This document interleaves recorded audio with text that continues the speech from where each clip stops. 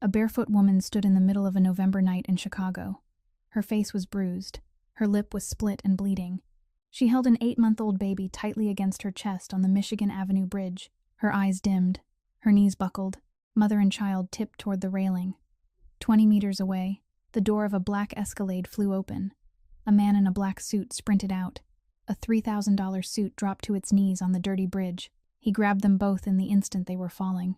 But he didn't rescue her and walk away. He stayed at the clinic for 9 hours that night, holding a baby he didn't know in his arms, putting on a diaper the wrong way and then taking it off to do it again.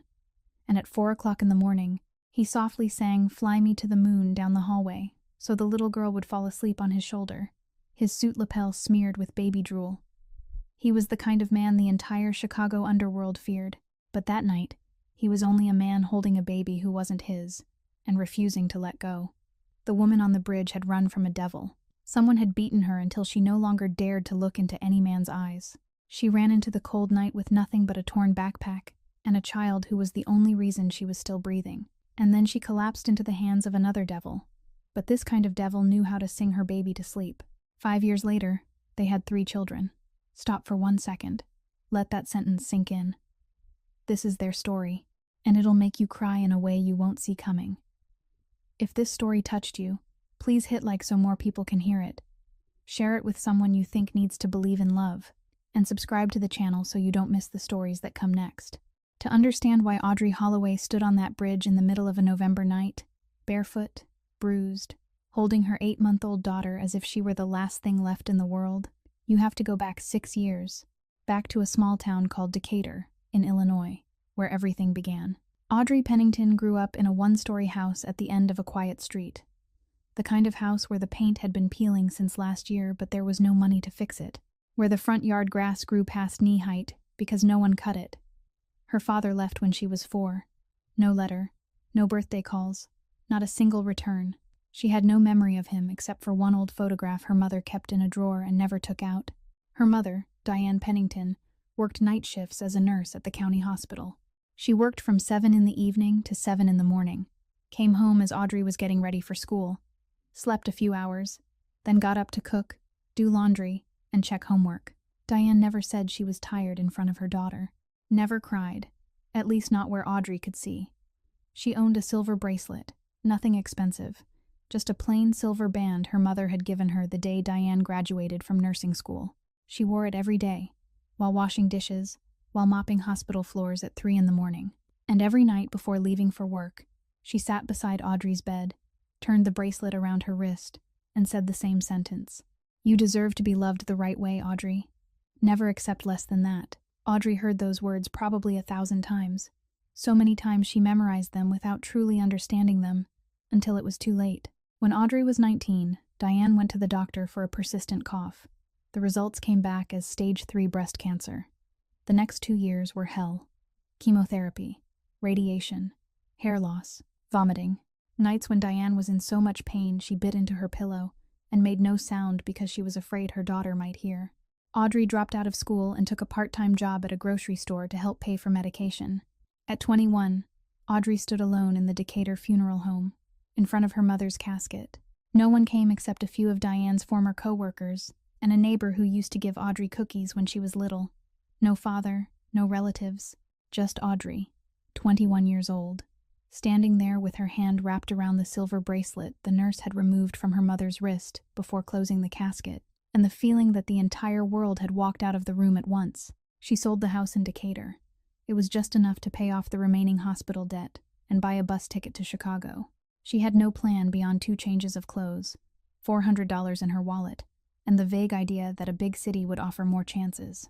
During her first 6 months in Chicago, Audrey lived in a shared room with 3 strangers and worked as a server at a bar in the West Loop. She had no friends, no one calling at the end of the day to ask if she had eaten, if she was tired, if she was okay. She went to work, went back to her room, lay staring at the ceiling, and the loneliness was not loud. It was quiet. It just sat there, in her chest, growing heavier every day. Then Travis Holloway walked into the bar. Tall, handsome, confident smile. The kind of man who knows he's attractive and knows how to use it. He ordered whiskey, left a tip 3 times the size of the bill, and said to Audrey, "Your smile is beautiful. Why do you look so sad?" She should have known. She should have seen how his attention was too perfect, his concern too well timed, his arrival too precisely placed in the empty space her mother had left behind.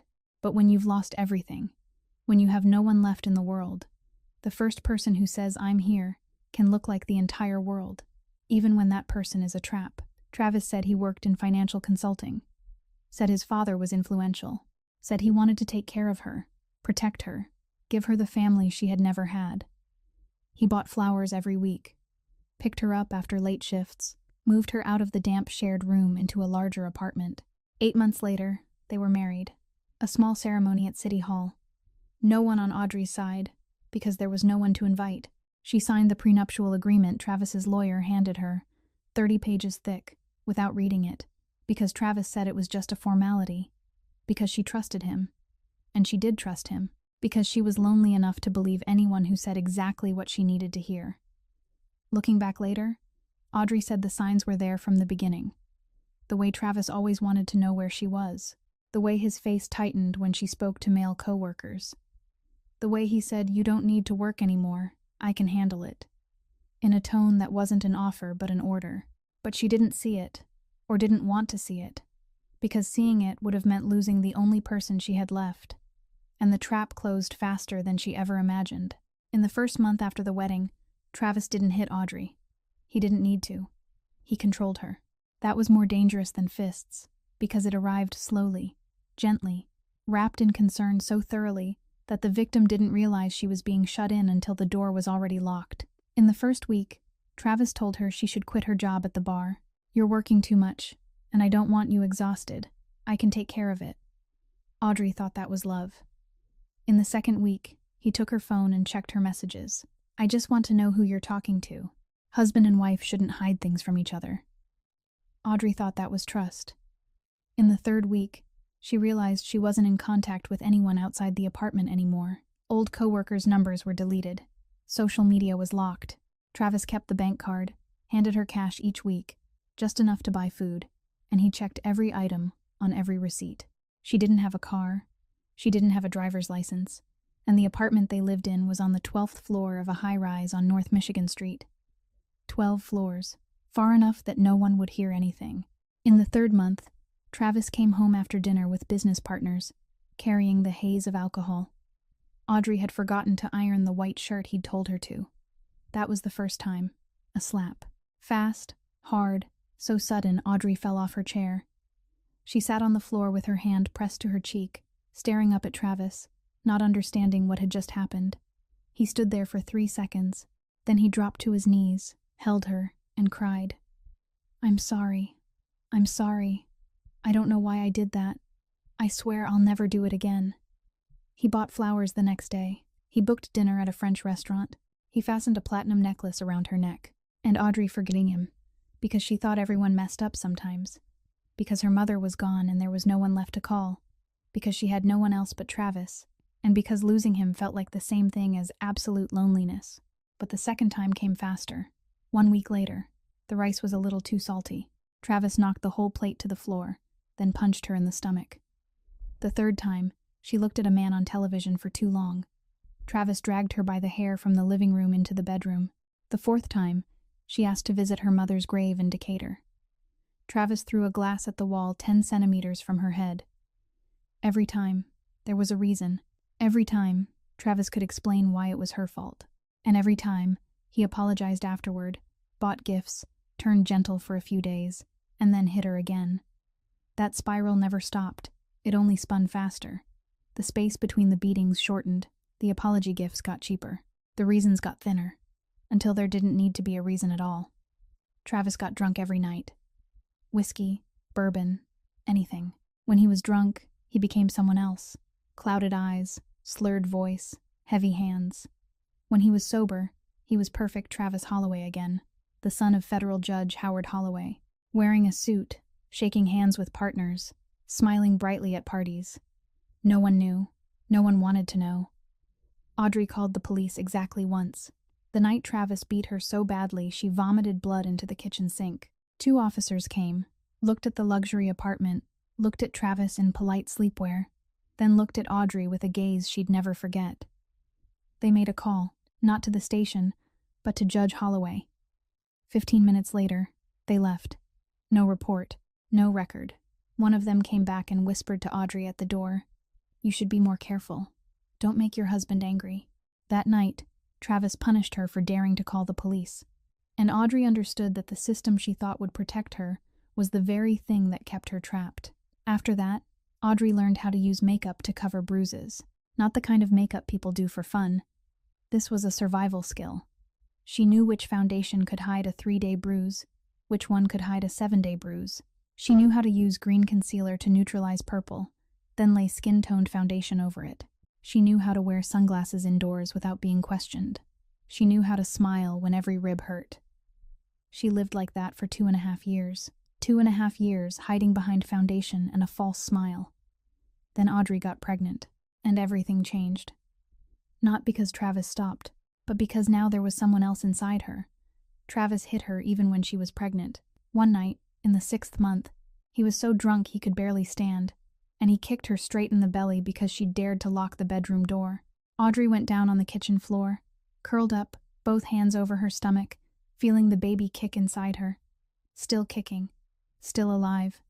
Blood rushed between her legs, but the baby still kicked, and Audrey lay there on the cold kitchen floor, the stench of bourbon Travis had spilled on the tiles burning in her nose, thinking only one sentence: "I have to live for my child."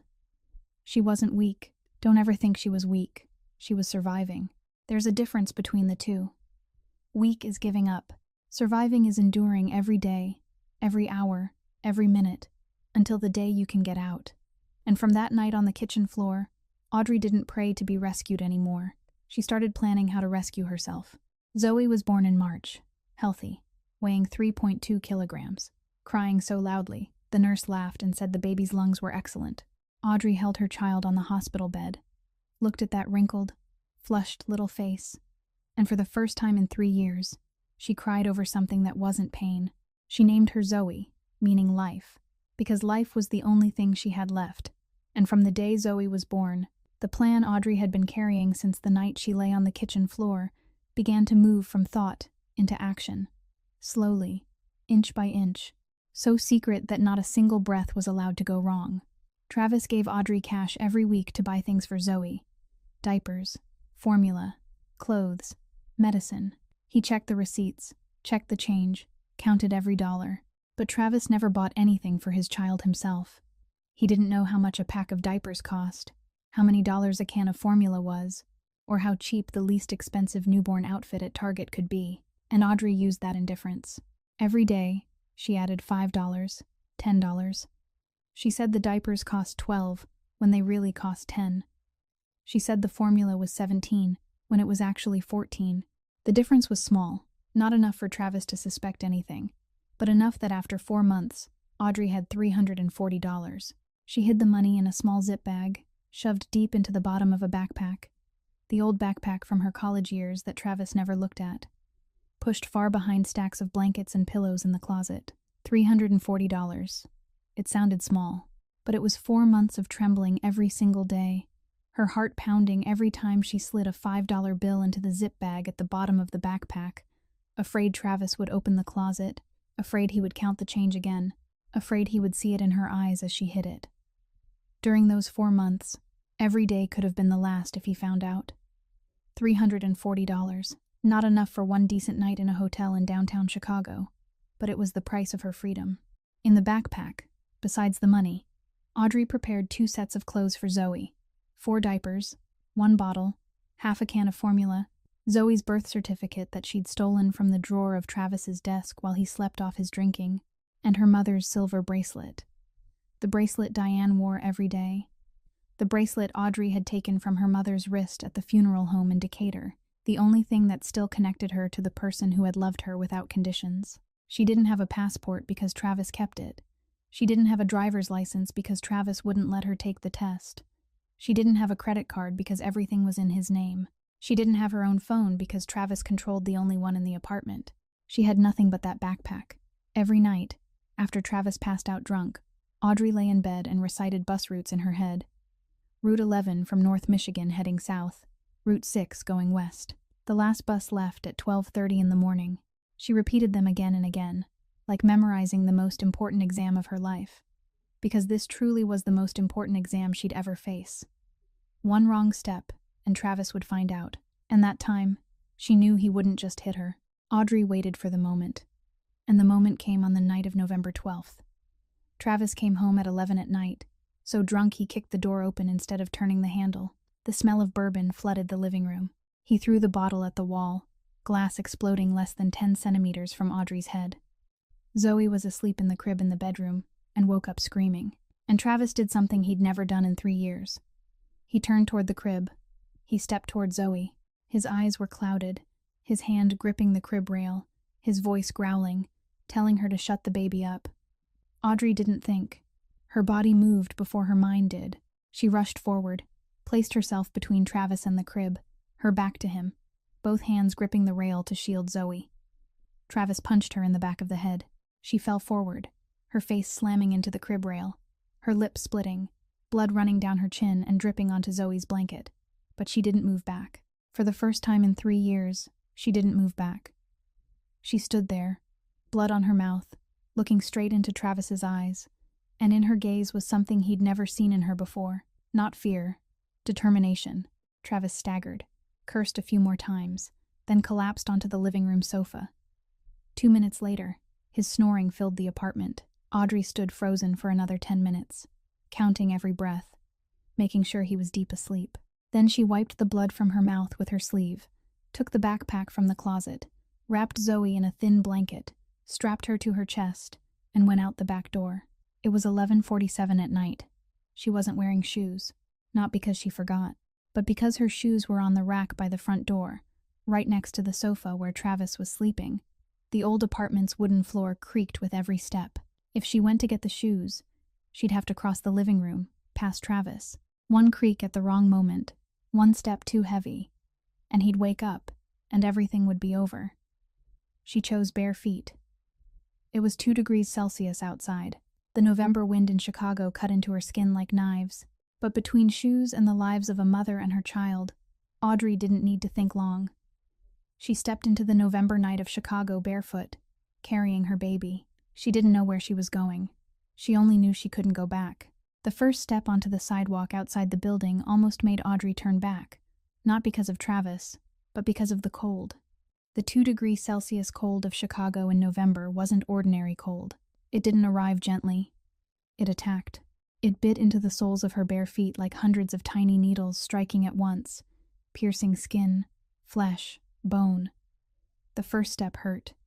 The second step hurt more. By the 10th step, her toes began to go numb. By the 100th step, she couldn't feel her feet at all. And that was only the first 5 minutes. Audrey held Zoe with both arms, pressing the baby tight against her chest, inside the only thin coat she'd managed to grab. Zoe was wrapped in a blanket, pressed skin to skin, the warmth of Audrey's body, the only heater the baby had. But Audrey's body was losing heat faster than she'd expected. She hadn't eaten all day because Travis was angry and wouldn't let her touch the kitchen. Blood still seeped from the split in her lip, drying in the cold wind, cracking open again each time she pressed her mouth together. With every step, she felt the street through the soles of her feet. Loose gravel, concrete seams, then a patch of frozen water she stepped into that sent a shock through her body, but she didn't dare cry out.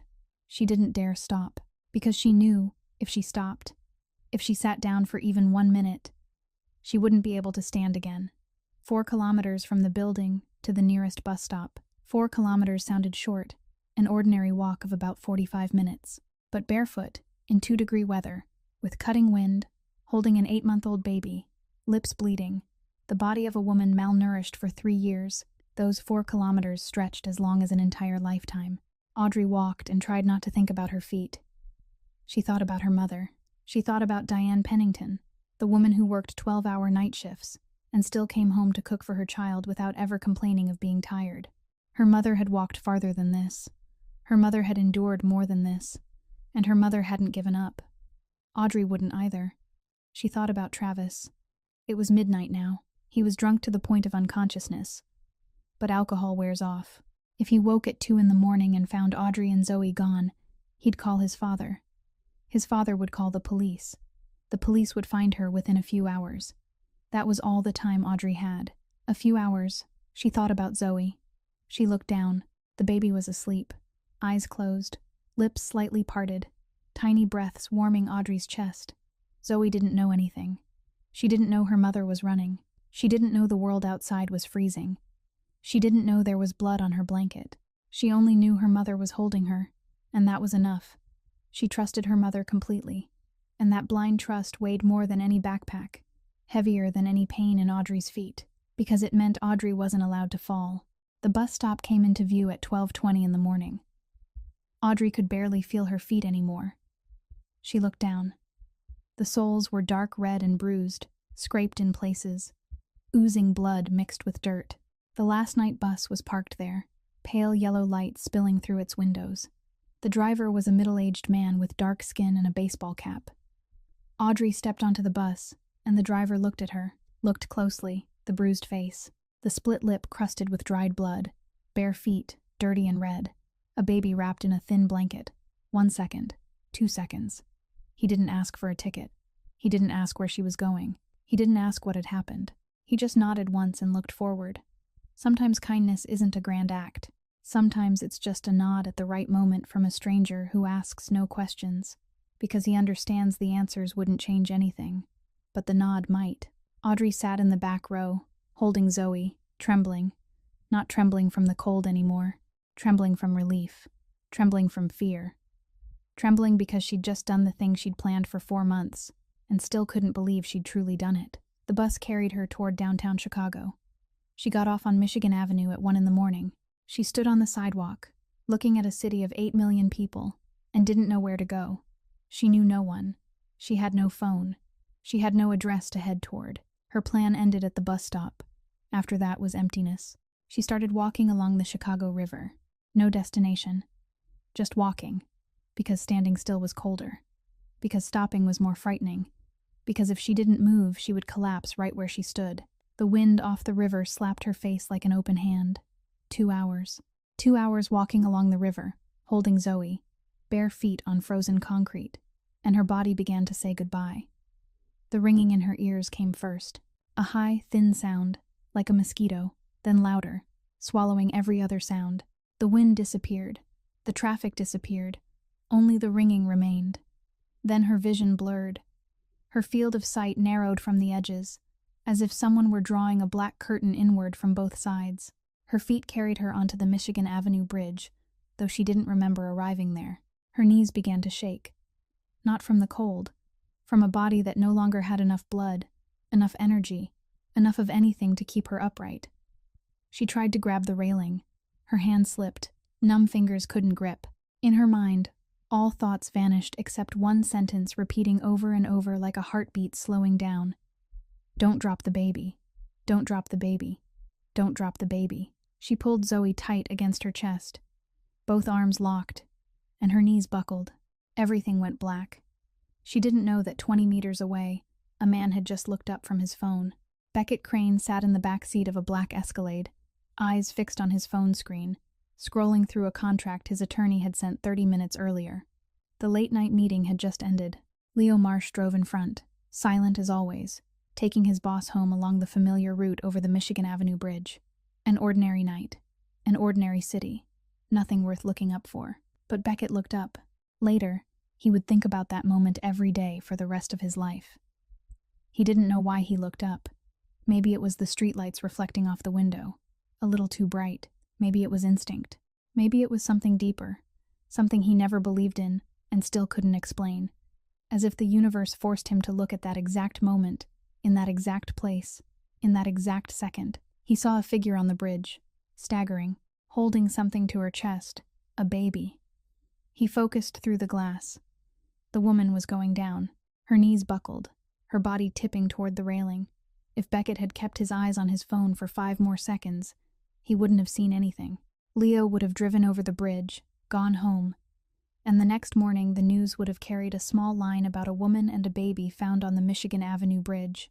If Leo had taken a different route, the one over Columbus, instead of Michigan, 3 lives would have ended on that concrete span that night.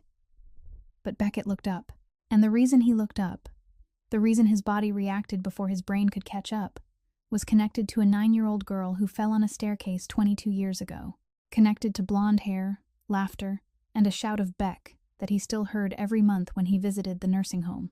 But that comes later. Beckett didn't say a word to Leo. He opened the car door before the SUV had fully stopped. Leo slammed the brakes and muttered a curse, but Beckett was already out. 20 meters. He ran 20 meters across the bridge in a few seconds, polished leather shoes striking concrete, suit coat flaring behind him. He made it in time. One hand caught her back, the other cradled the back of her head, just as her knees hit the bridge deck. A $3,000 suit dropped to filthy, cold concrete. The baby was wedged between the woman's chest and Beckett's arm. Safe, not a scratch. Beckett looked down, and what he saw made his jaw tighten. Her face was bruised, not the kind of bruises you get from falling, the kind you get from being hit. He knew the difference. He'd grown up with that difference. Her lip was split, dried blood streaking down her chin, bare feet, soles dark red and bruised, scraped raw, filthy, a thin coat, not warm enough for a 10-degree night, let alone 2. This wasn't an accident. This wasn't a drunk woman or someone who'd lost her way. Someone had done this to her. Someone had hit her, and she had run. Beckett pulled off his suit coat and covered her and the baby. Then he turned toward the car, where Leo had come up and stopped 3 steps away, staring at the scene with an expression Beckett rarely saw on that man. Confusion. Beckett spoke in a flat voice, but every word was an order. Call Dr. Brennan. Tell him to prep a room. Right now. Leo didn't ask why they weren't calling an ambulance. Leo didn't ask why they weren't taking her to a public hospital. Leo had worked for Beckett long enough to understand. A public hospital calls the police. The police ask for identification. Identification leads to a name. The name leads to the husband, the father-in-law, or whoever had beaten her badly enough that she'd run barefoot into the November night with an 8-month-old baby in her arms. And the police, instead of protecting her, could send her back to the very place she'd just escaped. Beckett knew how the system worked. He'd lived outside it long enough to know who it protected and who it abandoned. While Leo made the call, Audrey opened her eyes, dimly, unfocused, like she was looking through water. She saw a man's face, close, right above her, and her reaction wasn't relief. It wasn't gratitude. It was horror. She flinched, clutched Zoe tight to her chest as if shielding the baby from him, tried to scramble backward, but her body had no strength. She only dragged herself a few centimeters across the bridge deck. Her eyes went wide, white around the irises, the eyes of an animal driven into a corner. She wasn't afraid of fainting. She wasn't afraid of the cold.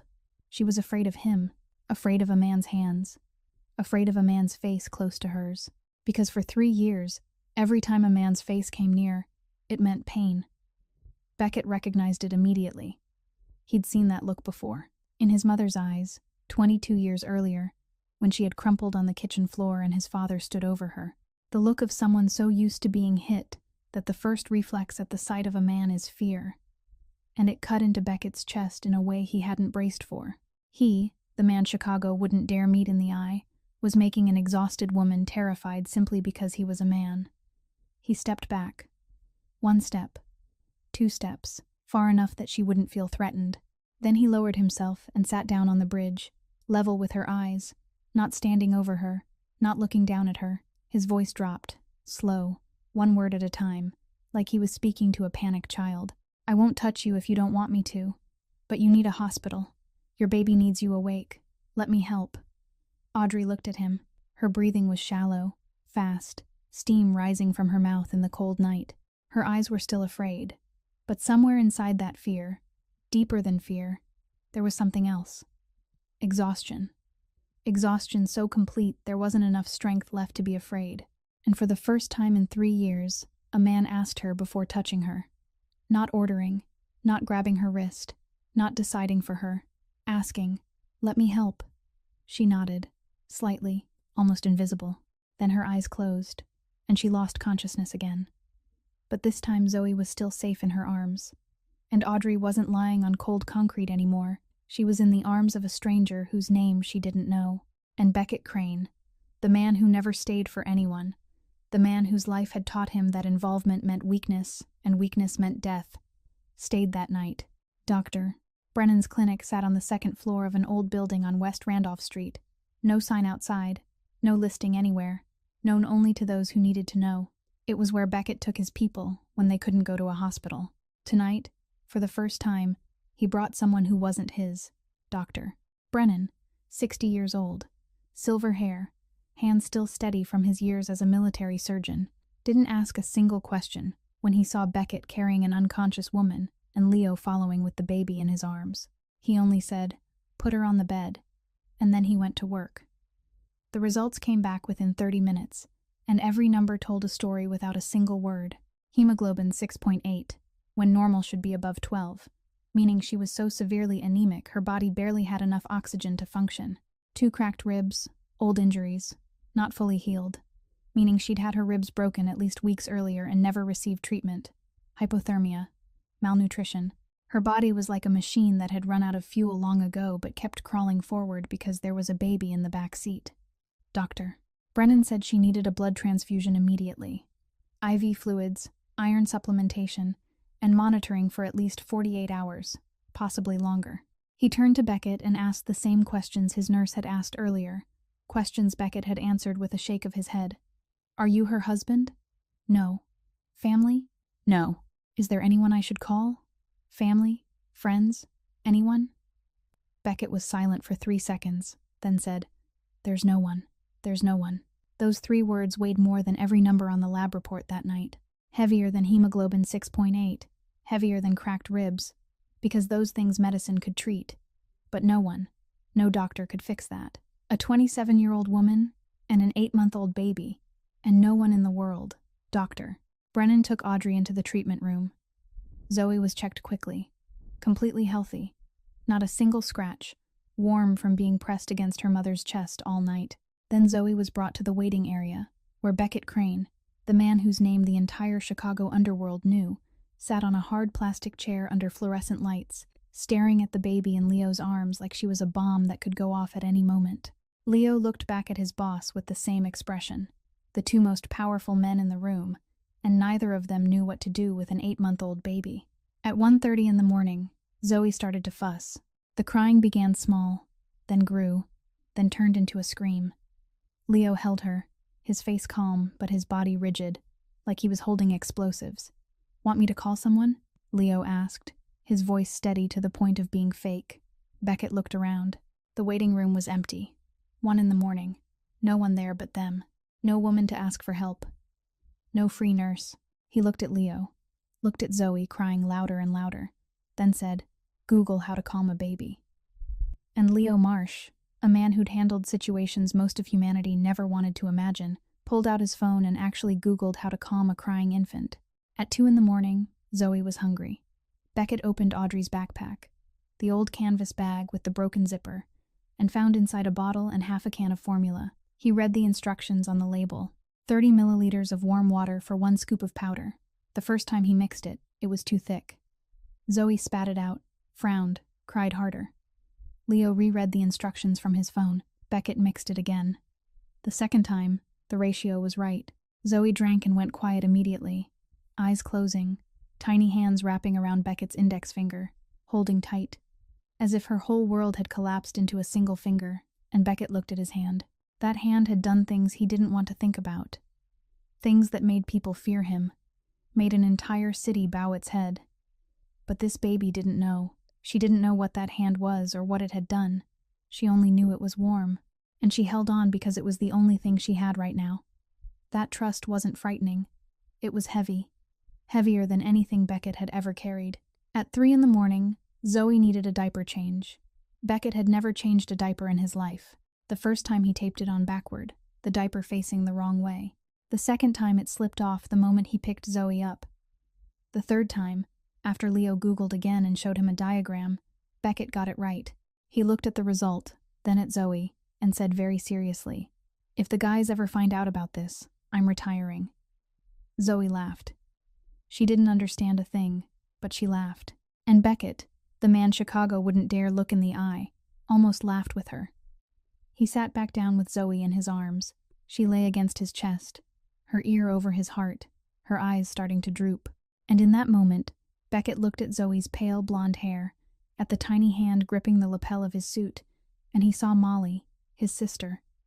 5 years younger than him, blonde hair, just like Zoe's. Always smiling, always trailing after him, always calling Beck, Beck, whenever he came home from school. Molly was 9 years old when the men came to the house to collect his father's debt. Their mother was beaten. Molly panicked, ran, fell on the stairs. Her head hit the last step. Traumatic brain injury. Permanent damage. Now Molly was 31 years old, but her mind was still 9. She lived in a care facility. Beckett visited every month. Molly still called Beck when she saw him, still smiled, still held his hand like nothing had ever happened. That was the only clean part left in Beckett Crane's life. He saw every time he hadn't been fast enough to save someone. But tonight, on the Michigan Avenue Bridge, he'd been fast enough. This time, he'd made it. Zoe slept for 1 hour. Then, at 4 in the morning, she opened her eyes and decided that sleep was an unnecessary concept. At 4 in the morning, Zoe opened her eyes, stared up at the clinic ceiling with wide blue eyes, and then began to babble. Not crying, just soft sounds, syllables tumbling out as if she were chatting with someone only she could see, and Beckett looked down at the baby on his chest, who had slept for exactly 1 hour and clearly had no intention of going back to sleep. So he tried the old methods. Gentle pats on her back, a slow rocking motion. But Zoe babbled louder. Then he tried laying her down on the chair, with his suit jacket folded underneath as a cushion. And Zoe cried instantly, the kind of cry that seemed to shake the walls. So he picked her back up, and she stopped. Put her down again, and she cried. Picked her up again, and she stopped. And Beckett understood then that she didn't want to lie down. She wanted to be held, and he was the only one there to hold her. So he started walking. Zoe over his shoulder, one hand supporting her, the other patting her back, pacing up and down the clinic hallway, back and forth, fluorescent lights flickering overhead, their shadows, one large and one small, stretching along the white walls. Zoe still babbling, refusing sleep, and Beckett realized he didn't know any lullabies. He'd grown up on the south side of Chicago where you learned how to fight before you learned how to read. Nobody had taught him lullabies, so he tried making low soothing sounds that he thought might count as singing, and Zoe cried louder, clearly unimpressed. Then he tried whistling, and Zoe kept crying. Then he tried whispering shh, shh, over and over, and Zoe paused for 1 second, and then cried twice as hard, as if personally offended, while Leo stood at the end of the hallway with his arms crossed, watching, his face blank but the corner of his mouth twitching as he tried not to laugh. And Beckett knew it, and he also knew that if he turned around right now, Leo would deny it completely. And then Beckett started to sing, not because he wanted to, but because he was out of options, and it was the only song he could remember. Fly me to the moon, let me play among the stars, his voice rough and low, off-key and off-rhythm, the kind of voice that would get bottles thrown at you in a karaoke bar. But Zoe went silent instantly, lifted her head and looked at him with wide eyes and a slightly open mouth, as if she were hearing something worth listening to for the first time, and Beckett kept singing, "Let me see what spring is like on Jupiter and Mars," that song, his mother's song, Ruth Crane, a grocery store cashier at a food mart on the south side. Afternoon shift from 2 until 10, coming home smelling like grease and cleaning chemicals but always smiling, who'd raised Beckett and Molly alone after his father left when Beckett was 7, who never spoke badly about her ex-husband in front of her children, only ever said, "We'll manage," and she had managed. Every night sitting by Beckett's and Molly's beds, singing "Fly Me to the Moon," her voice not good either, rough and off rhythm, exactly like Beckett's now, but it had been the safest sound in the world. Ruth had died 5 years ago of lung cancer. She'd never smoked, but 40 years breathing factory smoke and street dust on the south side had taken her lungs before she ever reached retirement. Beckett had stayed by her bed until the end, her hand small and thin and bony but gripping his tight, and she'd said the last words he'd carry for the rest of his life. "I know what you do out there. I don't pretend not to know. But I also know why you do it. For Molly, for me, keep the good part of you alive, Beckett. Don't let it die. The good part." Beckett wasn't sure if it was still alive, or if it had died long ago. He'd done too many things meant to kill it. But tonight, at 4 in the morning, in a clinic hallway under flickering fluorescent lights, he was singing his mother's song to a baby he didn't know, and that good part stirred, just slightly, like something that had lain still for a long time, under thick dust, and was touched for the first time. Zoe fell asleep on his shoulder before the song ended, her head tipping into the hollow of his neck, her tiny breath warming his skin, her hand still gripping the lapel of his suit, and he kept walking the hallway for another 10 minutes, not daring to stop for fear she'd wake. Then he sat down on the plastic chair, slowly, as carefully as possible, and closed his eyes. And at 6 in the morning, Leo returned with 2 cups of coffee, stopped at the doorway to the waiting room, and didn't step inside. Beckett had dozed off in the chair, head tilted to one side, mouth slightly open, Zoe curled on his chest, her tiny hands clenched in the lapel of a $3,000 suit, her face pressed against him, sleeping so deeply she didn't stir, the lapel damp with drool, the sleeve wrinkled, Beckett's hair a mess. Leo stared for a long moment, because in 10 years of following Beckett Crane, he'd never seen his boss look like this. Peaceful. Not the peace of someone resting, but the peace of someone exactly where they were meant to be. Leo set the coffee down on the table and glanced at the chair beside it, where Audrey's old canvas backpack lay open. And inside, among baby clothes and a nearly empty can of formula, was a small zip bag filled with cash, all $5 and $10 bills, crumpled and folded again and again. Leo didn't count it, but he could tell it wasn't much. A few $100s at most. All small bills. The kind of leftover money someone hid day by day, bill by bill, over 4 long months. Beckett had seen it too earlier in the night while looking for a bottle for Zoe, and he hadn't said anything. There was no need for explanations. $340. 4 months of hiding. The price of freedom for a mother and her child. And he understood why she'd run barefoot. Because when freedom costs $340, shoes don't make the priority list. And at 7 in the morning, Dr. Brennan stepped out of the treatment room, pulled off his gloves, and looked at Beckett still sitting there with Zoe on his chest, and said, "She's awake, and she's panicking because she doesn't know where her baby is." Audrey opened her eyes and didn't know where she was. A white ceiling, fluorescent light, the sharp smell of medical alcohol, an IV needle in her hand, tubing leading to a fluid bag hanging above. She looked left, she looked right, searching for the only thing that mattered. The crib was empty. There wasn't even a crib. There was no Zoe. Her heart stopped for 1 beat, then started again. Fast, hard, chaotic. She yanked at the IV line, the needle nearly slipping free, tried to sit up but her body wouldn't obey, lifting only halfway off the bed before dropping back down. She called out, but no sound came, only a hoarse breath. She tried again, and this time the words broke free, cracked and shaking, almost a scream. "Where's Zoe? Where's my baby?" "Zoo, doctor." Brennan rushed in first and gently held her shoulders. "Mrs. Holloway, calm down. She's safe. She's right outside." But Audrey didn't hear him. 3 years with Travis had taught her that safe was a word people said right before everything collapsed. Safe was the word Travis used every time after he apologized. She needed to see Zoe, needed to touch Zoe, needed to know her baby was truly here, truly alive, truly not taken away. "Doctor." Brennan turned to the door and nodded, and Beckett stepped in.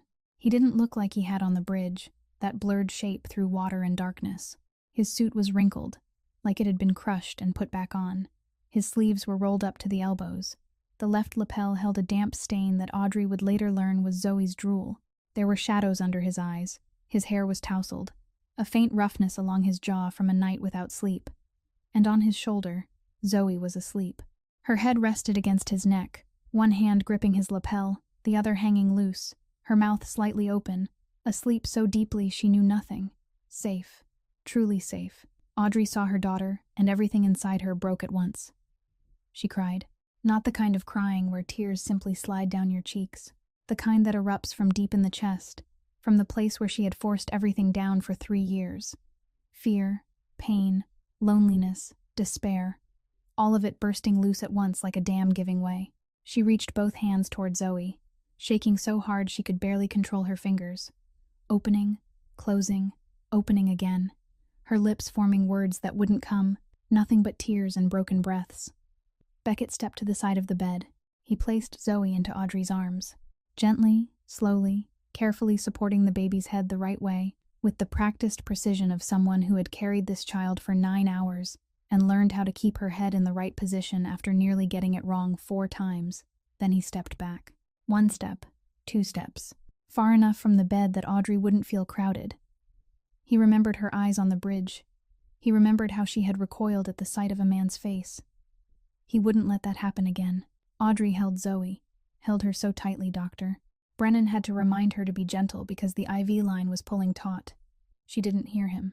She held her baby and kissed the top of her head, her forehead, her cheek, her nose, again and again, like she was counting every piece of her daughter's face to make sure nothing was missing. Then she whispered, voice breaking, tears dropping into Zoe's hair. "Mommy's here. Mommy's got you. I'm so sorry, baby. I'm so sorry." Zoe stirred, opened her eyes in a blur, looked at her mother, then closed them again and went right back to sleep. She didn't know anything. She didn't know her mother had almost died. She didn't know a stranger had held her for 9 hours. She didn't know her mother was crying. She only knew the familiar warmth of her mother, and that was enough. Audrey cried for a long time. The kind of crying you can't stop and don't want to stop. The kind she hadn't allowed herself for 3 years because crying in front of Travis meant weakness, and weakness meant being hit again. But here, in a small clinic room under fluorescent lights, holding her daughter, she let herself cry. When the tears finally thinned, she looked up. She looked at the man standing 2 steps from the bed, hands in his pockets, back against the wall. Eyes angled toward the window as if he were trying to give her space while still staying here. Wrinkled suit, dark circles. A drool-stained lapel. He didn't look dangerous. He didn't look like a kingpin. He looked like an exhausted father after a long night with a child. "You were here all night." Beckett looked at her and gave a small nod. She wouldn't sleep unless someone held her. "You stayed 9 hours with a baby you don't even know." "I do now." Silence. Long. Not uncomfortable. The kind of silence where both people feel the weight of it and neither wants to break it. Audrey looked at him. Not with evaluation. Not with fear. Not with polite gratitude. She looked at him like she was trying to understand something beyond her ability to understand. The question in her eyes wasn't "Who are you?" It was "Why?" Why did you stay? Why did a complete stranger hold her baby for 9 hours? Mix the formula wrong and try again. Put the diaper on backward and redo it. Sing a lullaby at 4 in the morning. Why? And Beckett Crane, the man no one in Chicago dared ask for reasons. The man whose every decision was calculated and every action had a purpose. Didn't know how to answer that question that night. He didn't know why he stayed.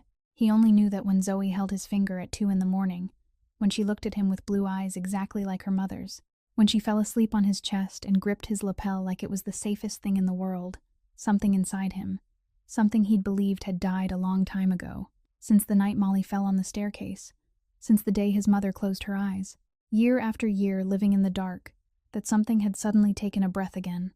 He didn't say any of that to Audrey. He only looked at her, nodded once more, and said, "Rest. I'll be out there if you need anything." Then he turned and walked out. Audrey didn't know his name. She didn't know what he did. She didn't know why he stayed. But she knew one thing. For the first time in 3 years, she looked at a man and didn't want to move backward. On the second day, Beckett came back to the clinic around midday.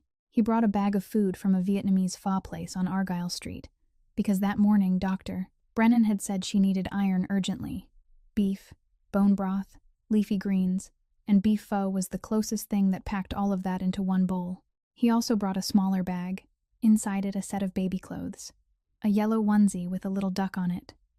The reason was simple. That morning, when Beckett left the clinic to go home and shower and change, Zoe had been lying on her mother's bed, eyes fixed on the small television mounted on the wall, watching a children's program with a yellow duck. She'd smiled. So Beckett, a Chicago kingpin, stopped by a baby store on his way back and bought the outfit with the duck. He didn't explain himself to anyone. Leo drove, glanced in the rearview mirror, saw his boss holding baby clothes printed with a duck, and decided today was a day for silence rather than commentary. When Beckett stepped into the room, Audrey was sitting up in bed feeding Zoe a bottle. She looked up, and Beckett saw it immediately. She wasn't afraid of him the way she'd been on the bridge, but she didn't trust him yet either. Her eyes followed every movement he made, the way feral cats watch you, letting you come close but ready to bolt at any second. He set the pho on the table by the bed, set the bag of clothes beside it. Then he sat down on the chair in the corner of the room, 2 meters from the bed, far enough for her to feel at ease. They were quiet for a while. Audrey ate slowly, spoon by spoon, like someone who hadn't had hot food in a long time and had forgotten what it felt like. Zoe lay on the bed, playing with her own toes. Then Beckett asked, his voice gentle, not pressing, "Is there anyone I should call for you? Family? Friends? Anyone?" And Audrey collapsed. Not the kind of collapse where you faint, the kind where every wall she'd built around herself over 3 years fell at once. She set the spoon down, stared into the bowl of pho, and started to talk. She told him everything. About Travis, about 3 years, about the beatings, about makeup to hide bruises, about the night she was kicked in the stomach while pregnant, about her father-in-law, Federal Judge Howard Holloway, the man the entire Illinois police system bowed to, about the one time she'd called the police and they'd called the judge instead of filing a report, about 4 months hiding money, $340, about the night Travis turned toward Zoe, about bare feet on 2-degree sidewalks. She spoke like someone opening a floodgate after 3 years of blockage, without stopping, without breaks, tears running but her voice still going, because she was afraid that if she stopped she'd never be able to speak again. Beckett listened, sitting in the corner chair, hands clasped, back straight, eyes on her. He didn't interrupt. He didn't nod with fake sympathy. He didn't frown. He didn't say, "Why didn't you leave sooner?" The sentence everyone says to abuse victims. The sentence that sounds like concern, but is really blame. He just listened. And when Audrey finished, when she sat there with red eyes, shaking hands, a bowl of cold pho between them, he said only one thing: "You're safe now. He won't find you here." No grand promises. No declarations that he'd protect her forever. Just one sentence, simple and clear. And Audrey, without knowing why, believed him. That afternoon, Beckett came back again. He brought shoes, white sneakers, plain, common, nothing fancy. He set them by the bed without a word, without explanation. But Audrey understood. He remembered. He remembered her running barefoot on the bridge, remembered the scraped, bruised soles of her feet. And he'd brought shoes for her. She tried them on. Wrong size, one size too big. She didn't say anything. Beckett didn't either. But the next day, when he came back, there was another pair at the door.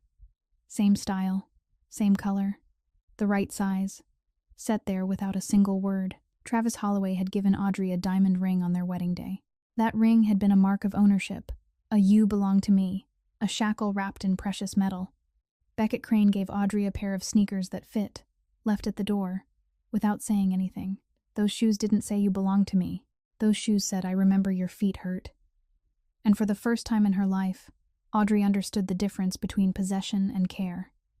That same day, Beckett called Leo from the car on the way back. "Dig up everything on Travis Holloway, son of Judge Howard Holloway. I want everything." Leo delivered the results within 24 hours. Travis had 3 prior domestic violence accusations. All 3 had been buried. Reports vanished. Complainants withdrew. One woman before Audrey, a former girlfriend, had been hospitalized for falling down the stairs. She left Illinois soon after, or was made to leave. No one knew. Beckett read the file and stayed silent for a long time. Then he said to Leo, "Put 2 men outside the clinic. Day and night. She doesn't need to know." And Leo, who'd heard Beckett give thousands of orders over 10 years, realized his boss's voice was different. When Beckett said "protect her," it wasn't the voice of a man issuing commands. It wasn't the voice of a kingpin sending people to do a job. It was the voice of someone asking, the kind of voice Leo had never heard from this man. And Leo understood that something had changed. 2 days later, Audrey was discharged. Dr. Brennan told her to rest, eat properly, take iron supplements daily, and come back for a follow-up in a week. Audrey thanked him, lifted Zoe, slung the old backpack over her shoulder, and stepped out of the clinic door. She stood on the sidewalk of West Randolph Street at midday in November, cold wind cutting into her face, looking at a city of 8 million people, and had no idea where to go. $340 in a zip bag, not enough for even a week's rent in Chicago. Audrey stood on the sidewalk for about 3 minutes before a black Escalade eased up to the curb beside her. The rear door opened. Beckett stepped out, not in a suit today, just a black jacket and dark pants. Less intimidating, but still the kind of man you crossed the street to avoid when you saw him coming your way. He took in Audrey standing there with Zoe in her arms, the backpack on her shoulder, her eyes on the traffic without really seeing it, and he knew she had nowhere to go. He knew before she spoke. Because he'd prepared. "I've got a place," he said. "A small apartment. Quiet neighborhood. Paid for 3 months." Audrey turned to look at him, and her first reaction wasn't gratitude. She went rigid. Her eyes shifted from exhaustion to caution, the kind of caution 3 years with Travis had carved into her instincts. Because Travis had started the same way, offering her a place to live. Travis had started with, "I'll take care of you," and she knew the price of free gifts from men. "I don't take charity," she said. Not loud, not angry, but firm. It was probably the hardest sentence she'd said to a man in 3 years. And she said it to the Chicago Mafia boss. Beckett didn't look surprised. He didn't argue. He only said, "It's not charity. Think of it like an investment. You owe me a meal when you can cook." He knew she couldn't cook. Dr. Brennan had told him her nutritional state suggested she'd lived on fast food and packaged meals for years. But that line wasn't about cooking. It was saying, "This isn't a favor. This is an exchange. You don't owe anyone. You get to keep your dignity." And Audrey understood. She nodded. Leo drove them to an apartment complex on North Halsted Street, a quiet area with young families, far enough from downtown that no one would find her, close enough that she could still work. The apartment was on the 3rd floor. 1 bedroom, a small living room, a kitchen, a bathroom. Not big, not luxurious, but clean, warm. The kitchen cabinets held basic food. The refrigerator had fresh milk, eggs, vegetables. The bedroom had a crib for Zoe, brand new, tags still on it. The bed had a thick blanket and soft pillows. Beckett had arranged all of it in 2 days, while Audrey was still in the clinic. He didn't say so, but Audrey saw the new crib, the milk in the refrigerator, the blanket on the bed. And she knew. Someone had thought about her. Thought about every small thing she would need. Not the way Travis thought. Not control disguised as care. Not, "I'll take care of you," that really meant, "I'll decide for you." But the kind of thinking that says she'll need a crib for the baby. She'll need milk in the fridge. She'll need a warm blanket. The kind of thinking that comes from real concern. Beckett and Leo left. The door closed. And Audrey did something she would later describe through tears every time she remembered it. She locked the door, then unlocked it, then locked it again. She stood there with her hand on the lock, turning it back and forth, and she cried. Because for the first time in 3 years, she had a door she controlled. Travis had kept the house key. Travis decided when she could go out and when she had to stay in.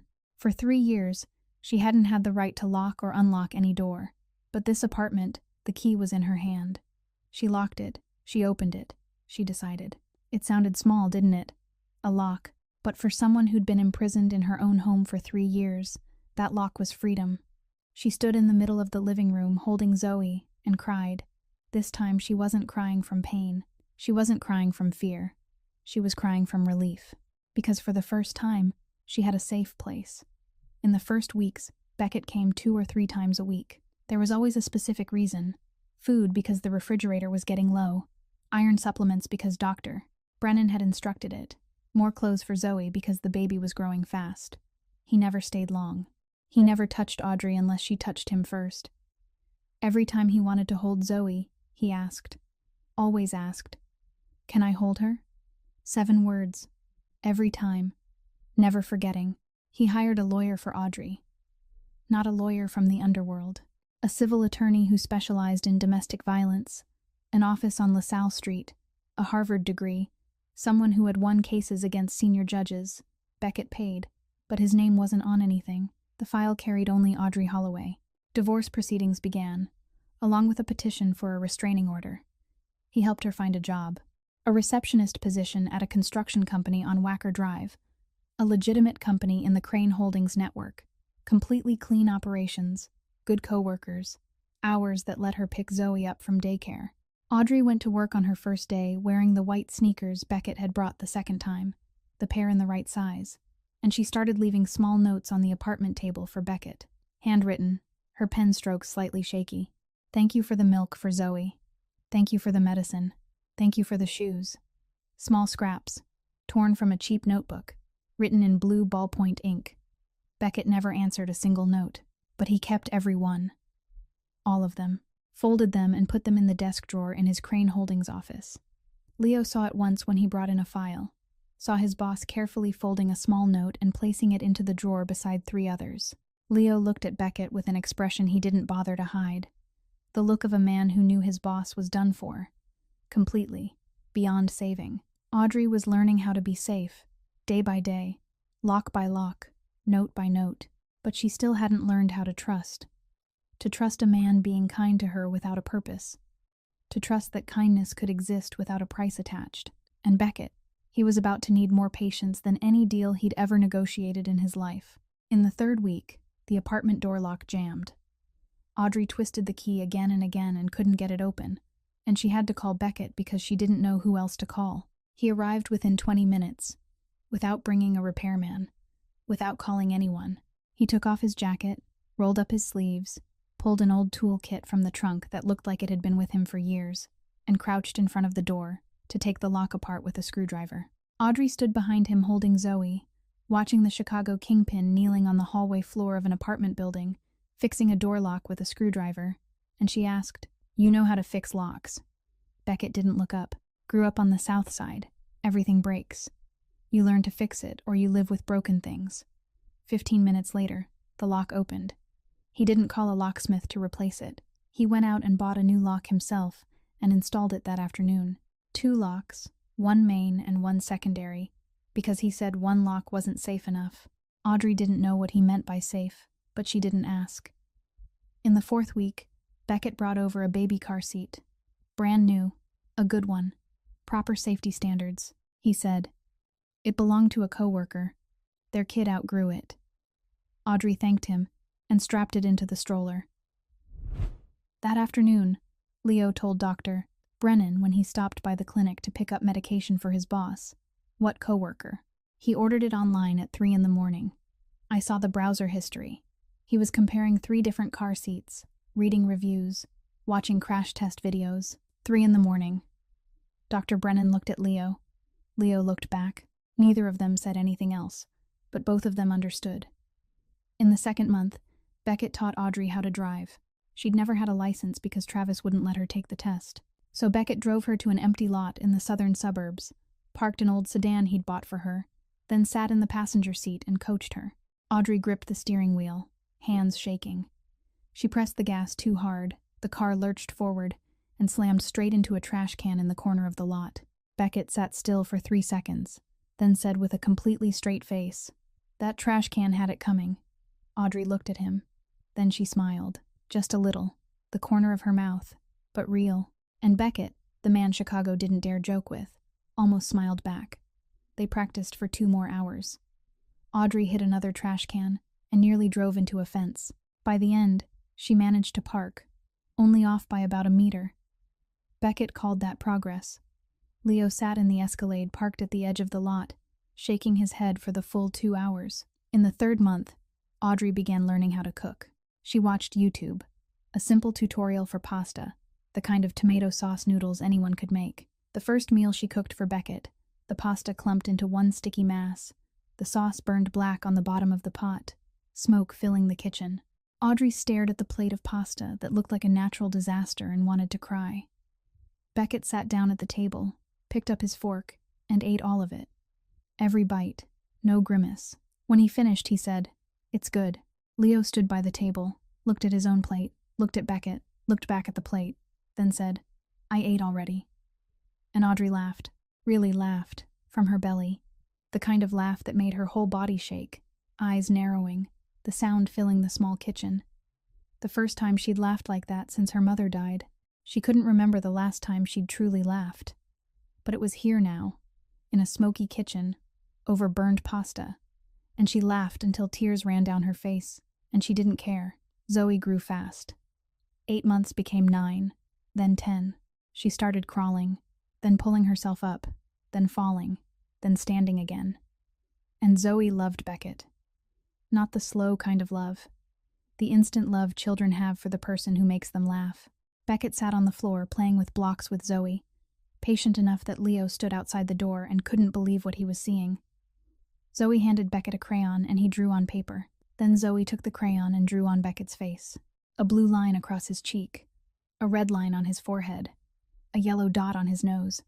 Beckett didn't move, didn't flinch, Let the baby use his face like a canvas, his expression completely serious, like he was in a meeting with the most important business partner of his life. Leo took a photo. Beckett heard the click and looked up. Delete it. Leo slid the phone into his pocket. Already backed up. One evening, Beckett stayed and cooked noodles for Zoe. He boiled water, dropped in the noodles, then went to the living room to grab Zoe because she was crawling toward an electrical outlet. He forgot to turn off the stove. The water boiled away. The noodles burned. The smoke alarm shrieked. Zoe screamed. And when Beckett held Zoe with one arm, rushed into the kitchen and turned off the stove with the other, and said calmly, "It's not serious." While the pot of noodles was blackened, smoking like it had survived a fire, Audrey stood in the kitchen doorway watching the scene, a mafia boss holding a child with one hand, gripping a pot of burned noodles with the other, the alarm still blaring, his face completely serious as he said, "It's not serious."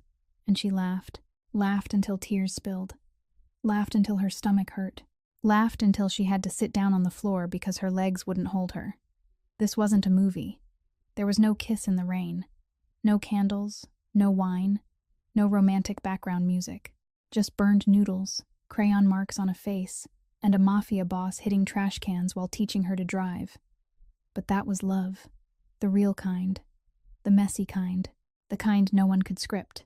Because who writes a scene where a kingpin sits on the floor letting a baby draw on his face, burns noodles, then says, "It's not serious" with the most serious face in the world? No one writes that. Because it's too real. Audrey was healing, day by day, laugh by laugh, burned noodle by burned noodle. But there were wounds you couldn't see with your eyes. They hid deep, silent, and only surfaced at 2 a.m. The first time it happened was on an ordinary afternoon. Beckett was sitting on the sofa, Zoe on the floor stacking blocks, Audrey in the kitchen pouring water. Beckett reached for the television remote on the table beside where Audrey stood. His hand moved quickly, crossing her line of sight, and Audrey flinched hard. The glass slipped from her hand. She folded in on herself, shoulders hunched, eyes squeezed shut, both hands lifting to cover her face, waiting for the hit. 3 years of reflex. Her body didn't need her mind to give an order. It reacted automatically to any sudden movement from a man near her. A raised hand meant a slap. A reaching arm meant a fist. 3 years trained by pain had turned her instincts into a survival response. And that response didn't disappear just because the hand moving now didn't belong to Travis. Beckett froze. His hand stopped in midair, 10 centimeters from the remote. He looked at Audrey crumpled in front of him, eyes shut, hands shielding her face, and something in his chest twisted so sharply he couldn't breathe for a second. He lowered his hand, slowly, and he didn't say anything. He didn't say, "I won't hit you." He didn't say, "You don't need to be afraid of me." He didn't say any sentence at all, because he understood words don't erase 3 years. Words are cheap. Travis had used words after every beating. Beckett just stayed still. He waited for Audrey to open her eyes. He waited for her to realize no blow was coming. He waited for her breathing to return to normal. Then he quietly picked up the glass from the floor, wiped up the spilled water, set the glass on the table, and said to Zoe, "You done with the blocks?" As if nothing had happened. As if he hadn't just watched the woman he cared about recoil in terror because his hand moved too fast. He didn't act wounded. He didn't ask. He waited. And it happened again, many times. He reached for the salt at the dinner table and Audrey startled. He shut a door a little too hard because of the wind and Audrey's shoulders jumped. He stood up too quickly from the sofa and Audrey took 2 steps back. Every time, Beckett reacted the same way.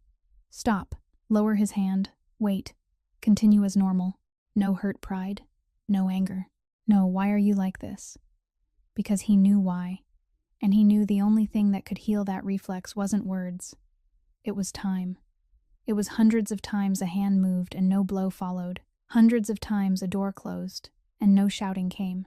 Hundreds of times a man stood near her and there was no pain. Her brain had to learn again, and Beckett gave her the time to learn. Then came the nightmare night. At 2 a.m, Beckett's phone buzzed. Audrey's number, he answered, and on the other end was fast breathing, muffled sobs, Audrey trying to speak and failing. Only I don't, and then silence. He didn't ask what happened. He only said, "I'm coming." 20 minutes later, he was at the apartment. Audrey opened the door, eyes red, hair a mess. wrinkled pajamas, hands shaking. She didn't say what the nightmare was about, but Beckett didn't need to ask. He knew. She'd dreamed of Travis. He stepped inside, looked at the bedroom where Zoe was sleeping soundly in her crib, then sat down on the living room sofa, took off his shoes, settled back with his hands folded over his stomach. He didn't go into the bedroom. He didn't come any closer to Audrey than the distance she allowed. He just sat there. Go to sleep. I'm here. Audrey looked at him from the bedroom doorway. Then she turned back inside, lay down on the bed, and for the first time in months, she fell asleep again in the middle of the night, because someone was on the other side of the door, not outside to keep her in, like Travis, outside to keep the darkness out. The next morning, Audrey woke at 6. She opened the bedroom door and found Beckett dozing on the sofa. His legs stuck out because the sofa was too short for him. His neck was tilted at an angle that would absolutely hurt when he woke. One arm hung down toward the floor, the other rested on his stomach. Someone, probably him half awake, had pulled the thin sofa blanket over his shoulders, but it only reached his chest, and the rest of him lay in the cold. Audrey stood there watching him sleep for a long time.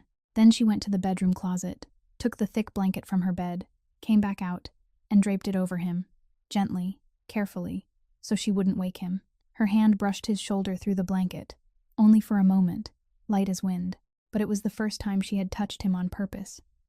It sounded small, just a blanket, but for a woman who had been afraid to touch any man for 3 years, whose first reflex at a man's raised hand was to close her eyes and brace for pain, covering a sleeping man with a blanket was a revolution.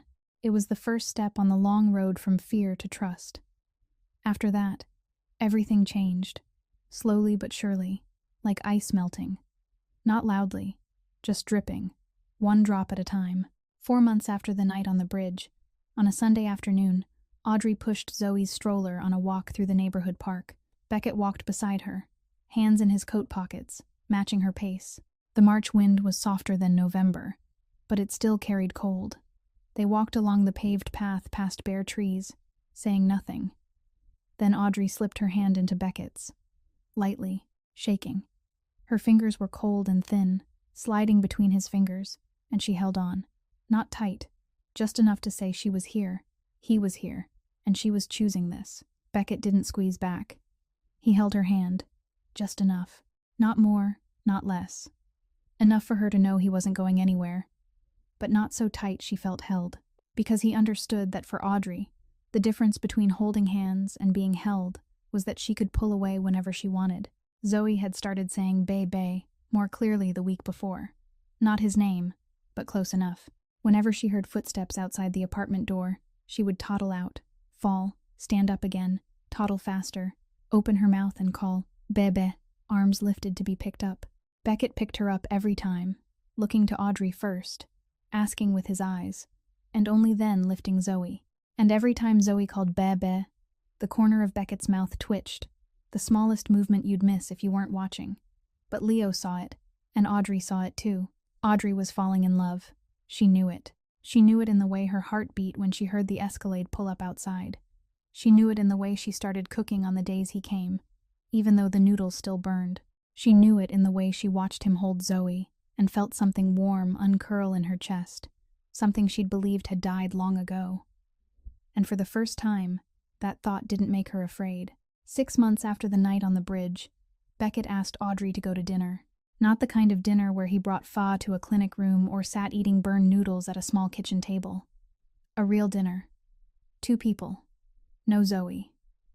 Audrey took 3 days to decide, not because she didn't want to, but because this was the first time in 4 years she would be having dinner with a man without being forced, controlled, or afraid. She wanted to go, and the fact that she wanted to go was what frightened her, because the last time she wanted something from a man, she lost 3 years of her life. Leo watched Zoe. It was the kind of sight no one would believe if they saw it. Leo Marsh, Beckett Crane's right hand, the man the Chicago underworld made room for, sitting on the floor of Audrey's apartment, stacking blocks with a 1-year-old, his face serious as if he were overseeing a $1 million deal. Zoe handed Leo a block that didn't fit. Leo looked at the piece, looked at Zoe, then set it in the correct place. Zoe clapped. Leo nodded, as if a mission had been completed. Beckett took Audrey to a small Italian restaurant on Taylor Street in Little Italy. Not a fancy place. Not a place a kingpin went to conduct business. This was where Beckett had eaten since he was a boy. The owner's name was Maria, 70 years old, silver hair twisted into a bun, a white apron permanently stained with tomato sauce. She'd known Beckett since he was 10, when his mother brought him and Molly here every Friday night, the only luxury meal of the week. Maria watched Beckett walk in with Audrey, looked from him to her and back to him, then smiled the way older women smile when they know what's going to happen before it happens, and led them to the quietest corner table. They talked for 4 hours. 4 hours. Food arrived and was cleared away. The candle on the table burned down and was replaced. The bottle of wine was opened and emptied, and they kept talking. Audrey told him about her mother, about Diane Pennington, a night shift nurse, a woman who worked 12 hours every night and still came home to cook for her child without ever saying she was tired. She told him about the silver bracelet, the one her grandmother had given her mother the day she graduated. The bracelet Audrey had removed from her mother's wrist at the funeral home. She was wearing it now, turning it on her wrist as she spoke, exactly the way her mother used to turn it every night before going to work. She told him about the childhood dream she once had, to be a teacher, 2nd grade or 3rd, because she loved the way children at that age looked at the world. Everything new, everything miraculous, everything worth asking why. She said she had given up that dream a long time ago, but the way she spoke, her eyes brightened, and Beckett knew she hadn't given it up. She had only put it away. Then Beckett told her about Molly. For the first time, he told anyone other than Leo. His voice didn't change. Still low, still slow, still controlled, but his hand tightened around the wineglass, and his eyes dropped to the table instead of meeting Audrey's. Because if he looked at her, then he wasn't sure he could keep his voice steady. He told her about the South Side, about his father, Frank Crane, a low-level runner for the local mob, a gambling addict buried under debt. About his mother, Ruth, a grocery store cashier who sang "Fly Me to the Moon" every night. About Molly, his sister, 5 years younger, blonde, laughing more than anyone Beckett had ever known. Then he told her about that night. He was 14, Molly was 9. The men came to the house to collect his father's debt. His mother was beaten in front of the children. Molly panicked and ran up the stairs. She tripped. She fell. Her head hit the last step. That sound, Beckett said. He had heard it every night for 22 years. It never stopped. Molly lived, but the brain injury was permanent. 9 years old forever inside a 31-year-old body. His father ran right after that. His mother broke, and Beckett, 14 years old, stepped into the underworld. Not because he wanted to. Because of Molly's medical bills. Because of his father's debt. Because there was no one else. He paid off his father's debt in 2 years. He covered Molly's care from then on. Every month he visited her. Molly lived in a care home on the north side of the city, a bright room with a window facing a garden. Every time Beckett walked in, Molly screamed Beck and ran to hug him, smiling like he'd just returned from a long trip. She still smiled. She still held his hand. She was still 9, forever 9. And every time Beckett left the care home, he sat in his car, closed his eyes, and waited for the ache in his chest to ease before he drove away. His iron rule, the rule anyone in his organization paid dearly to violate: never touch women and children. Because of Molly. Because of his mother. Because of that staircase night. Audrey listened in silence. She didn't interrupt, didn't cry, didn't say "I understand," because she knew she couldn't fully understand. But she understood enough. She understood why Beckett had saved her on the bridge that night. He hadn't seen a stranger. He had seen his mother 22 years ago, beaten on a kitchen floor. He had seen 9-year-old Molly falling down the stairs. He had seen every time he hadn't been fast enough to save someone. And that night, on the Michigan Avenue Bridge, for the first time, he'd been fast enough. When Beckett drove Audrey home, she sat in the passenger seat in silence for a while. Then she said, softly but clearly, "Thank you. Not for dinner. For showing me men don't have to be something I fear." Beckett didn't answer. He stopped the car in front of her building, waited until she climbed to the 3rd floor, waited until the apartment light turned on, and only then drove away. He went home, parked in the garage, and sat there. In the car, in the dark, both hands on the steering wheel. For a long time, he thought about Audrey. About the way she turned the silver bracelet when she spoke about her mother. About the way her eyes lit up when she talked about teaching. about the way she looked at him when he spoke about Molly, not with pity, not with fear, but with understanding. And for the first time in 20 years, Beckett Crane thought, maybe I deserve to be happy. But happiness has a price. And Audrey's past wasn't finished with her yet. 2 months after dinner at the Italian restaurant, 8 months after the night on the bridge, the past came looking. Federal Judge Howard Holloway wasn't the kind of man who accepted losing. He'd lost a daughter-in-law, lost a granddaughter, and more than that, he'd lost control. For a man who had used the entire legal system as a personal tool for 30 years, that was not acceptable. He used connections to pull citywide security footage. He used his authority as a federal judge to dig for data without needing a warrant. He had his people comb through district after district until they found an image of Audrey appearing near North Halstead, and he gave the information to Travis. 10 at night, Thursday. Audrey had just put Zoe to sleep and was sitting on the bed with a book. The first book she'd read since leaving Travis's home. Because now she had time, she had light, she had a quiet she didn't have to fear being shattered by fists. Then the pounding started. Not knocking. Pounding. The kind that shook the hallway. The kind made by a drunk man's fist slamming into wood like he meant to smash straight through it. And a voice Audrey recognized the instant she heard it, even after 8 months, even after forcing herself to forget it every day. Travis, open the door. You think you can run. Zoe is my kid. You don't have the right to hide my kid from me. Audrey's world collapsed in 3 seconds. Everything she'd rebuilt over 8 months, every laugh, every quiet night of sleep, every time she'd held Beckett's hand in the park, all of it vanished, and she was right back where she'd been. On the floor, curled up, waiting for the blow. She didn't think. Her body moved on its own. She ran into the bedroom, lifted Zoe from the crib, the baby jolting awake and screaming, and Audrey sat down in the corner, back against the wall, arms wrapped around Zoe like a living shield, exactly like the night she'd placed herself between Travis and the crib 8 months earlier. Exactly like so many nights across 3 years. The flashbacks hit at the same time, uncontrollable, the sound of glass shattering against the wall, Travis shouting behind her, the smell of bourbon flooding her nose, even though there was no bourbon here, but her brain couldn't tell anymore. Her brain was back in the 12th floor apartment, back on the kitchen floor, back in every terror-filled night she'd believed she had left behind. She folded inward. She shut her eyes. She waited for the hit. 3 years of reflex didn't vanish. It lived there beneath every laugh and burned noodle and crayon mark, waiting for the right trigger to snap awake. And Travis pounding on the door was the perfect trigger. Zoe cried harder. Audrey held her tighter, pressed her face into Zoe's hair, whispering the same words she'd whispered in Dr. Brennan's clinic. Mommy's here. Mommy's got you. Mommy's here. Over and over, not knowing if she was saying it to her child or to herself. The pounding continued. Travis yelled, his voice thick with alcohol but still loud enough to cut through walls. I know you're in there. Open up. I'll break this door down. Audrey thought about the lock. 2 locks, the ones Beckett had installed. 1 main lock and 1 secondary. He'd said 1 lock wasn't safe enough. Now she understood what he meant by safe. The door didn't open. The locks held. But the pounding didn't stop, and Audrey didn't know how long the locks would hold. Then the pounding stopped, abruptly, like someone hit a mute button. Silence for 2 seconds. 3. And then another voice spoke. Not loud, not shouting. The opposite. Soft. Soft in a way that was dangerous. The kind of softness that, if you'd lived close enough to Chicago's underworld long enough, you knew was more frightening than any scream. Beckett's voice. Audrey couldn't make out the words.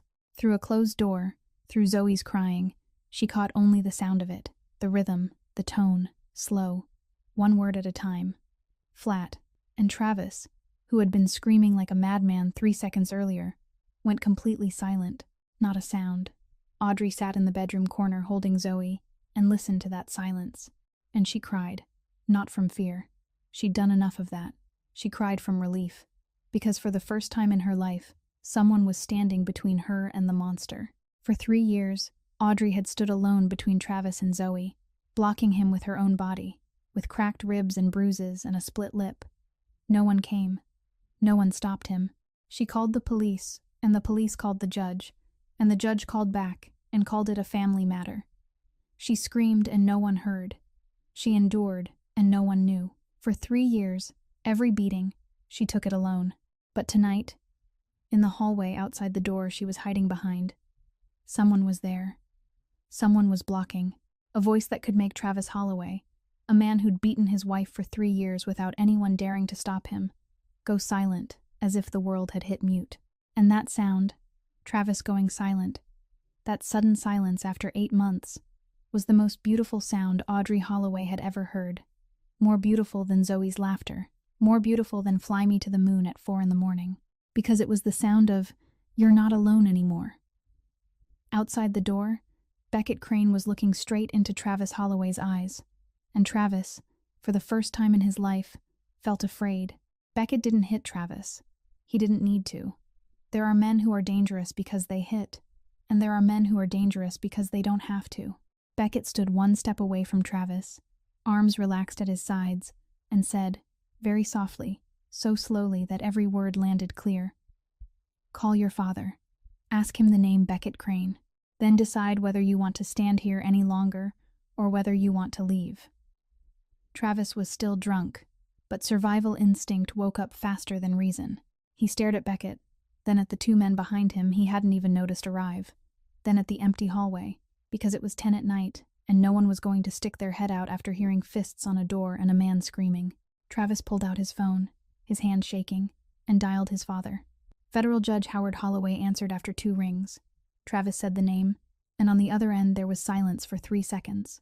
Then the judge's voice, the most powerful man in Illinois' justice system, the man police officers addressed as Sir, trembled. "Stay away from him. Go home. Now." Travis looked at Beckett again, and in Travis's eyes, something Audrey would never know but Beckett saw clearly, was fear. Travis Holloway, a man who'd beaten his wife for 3 years, a man who'd never feared anyone because his father always covered him, felt fear for the first time. He stepped back, turned, walked away, didn't look back. But Beckett knew it wasn't over. Travis would leave, but Howard Holloway wouldn't stop. Power doesn't accept losing. It only changes tactics. And it did. 1 week later, Audrey received a court summons. Judge Holloway filed for custody of Zoe, claiming the mother was mentally unstable, living off a dangerous element to society, financially unfit to raise a child. Every word was a lie, but when the petitioner was a federal judge, lies carried the weight of law. Beckett read the summons in the Crane Holdings office, his face unchanged, but Leo saw his fingers crush the paper until it wrinkled. Beckett called the attorney he'd hired for Audrey and handed over everything. Photos of Audrey's injuries, doctor. Brennan had taken and saved the first night. The bruised face, the cracked ribs on X-ray, the scraped soles of her feet, the records of 3 prior domestic violence complaints against Travis that his father had buried, the record of the ex-girlfriend hospitalized for falling down the stairs and then disappearing. Then Beckett met Judge Holloway alone. The meeting happened in a dark office on a Tuesday afternoon, known to no one but the 2 of them. Beckett didn't tell Audrey what was said, and he never would. All anyone knew was that when Beckett left the judge's office, Holloway withdrew the custody petition. Travis signed the divorce papers, surrendered every right to Zoe, and left Illinois within 2 weeks. Beckett had his ways. He always had ways. And sometimes those ways didn't require fists, only the right information, at the right time, and the right look when he said, "Or this goes to the press tomorrow morning." On the drive back, Leo sat behind the wheel and watched the rearview mirror. Watched Beckett in the back seat with his eyes closed, his head tipped against the window. Leo spoke, his voice lower than usual. "You're gambling everything for her. You know that, right?" Beckett opened his eyes and looked into the mirror. Not for her, for the child, so she grows up without being hit. If that isn't worth it, nothing is. Leo didn't say anything after that. He drove on, and in the silence both men understood Beckett had just used a portion of his power, risked his position, risked the anonymity he'd built his entire life, for a woman and a baby whose names he hadn't known 8 months earlier. Audrey learned in the afternoon when the lawyer called. The divorce was final. She had full custody, 100%. Travis had no rights to Zoe. The judge had withdrawn the petition. Done. Finished. She sat on the apartment floor while Zoe played with blocks beside her, and she laughed, then cried, then laughed, then cried, at the same time. The kind of feeling no language has a word for. When the thing you thought would cling to you for life suddenly lets go, and you feel so light you're afraid you might float away. She called Beckett. He answered, and she couldn't speak.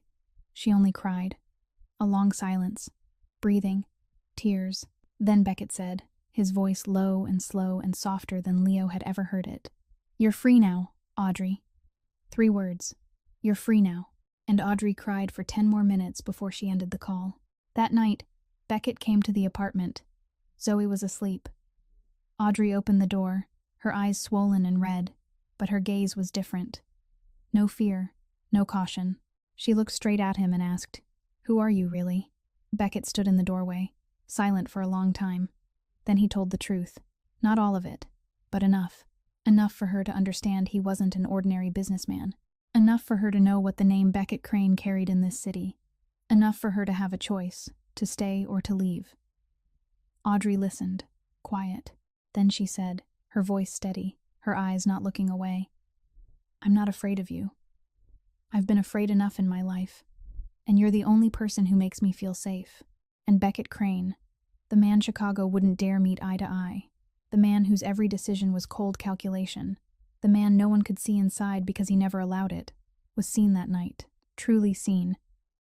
Known for what he was, known for what he did, and not feared. It was the one thing Beckett Crane had needed to hear more than anything. Someone saw him, both the light and the dark, and chose to stay. She was free. He was seen. And now there was only one question left. Would 2 people who had spent their lives believing they didn't deserve love dare to take the next step? A year and a half after the night, on the Michigan Avenue Bridge, the small apartment on North Halsted Street, a Saturday night, Zoe was almost 2, her pale blonde hair a little longer now, her blue eyes still exactly like her mother's, sitting on the living room floor in the middle of blocks scattered everywhere.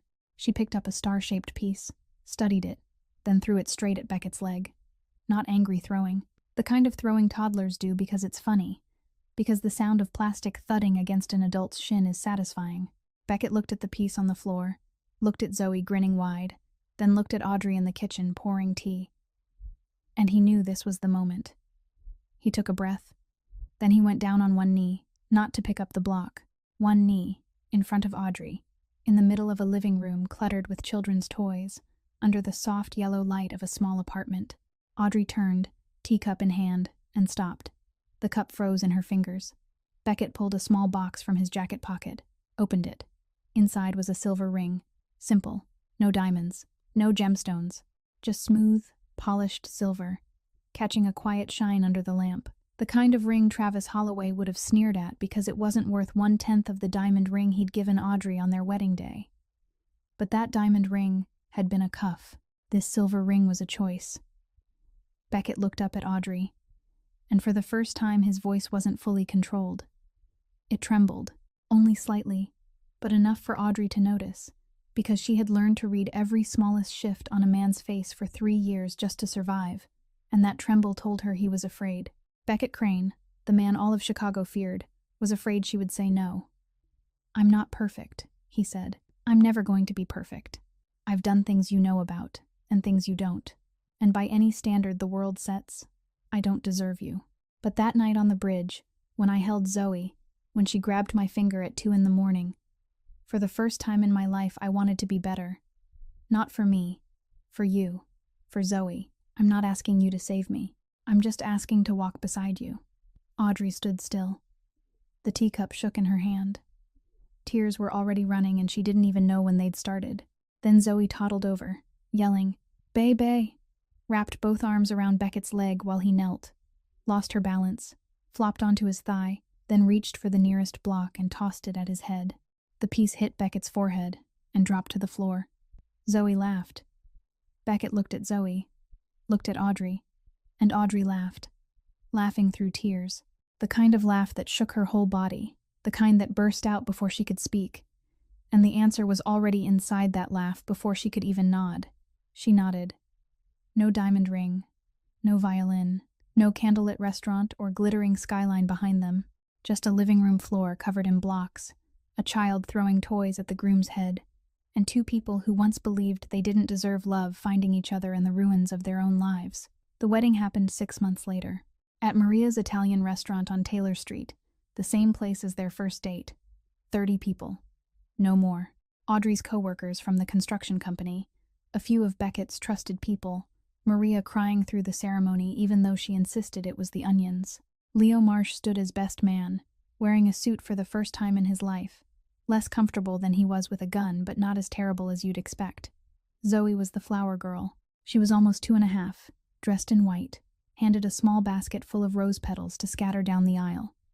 She scattered 3 petals, 8 5, threw the basket at a guest's foot, then ran to wrap herself around Beckett's leg and refused to let go. He carried her for the rest of the ceremony, his left arm holding Zoe, his right hand holding Audrey's. When Audrey put on her wedding dress, simple and white, no long train, no complicated lace, she wore her mother's silver bracelet on her left wrist.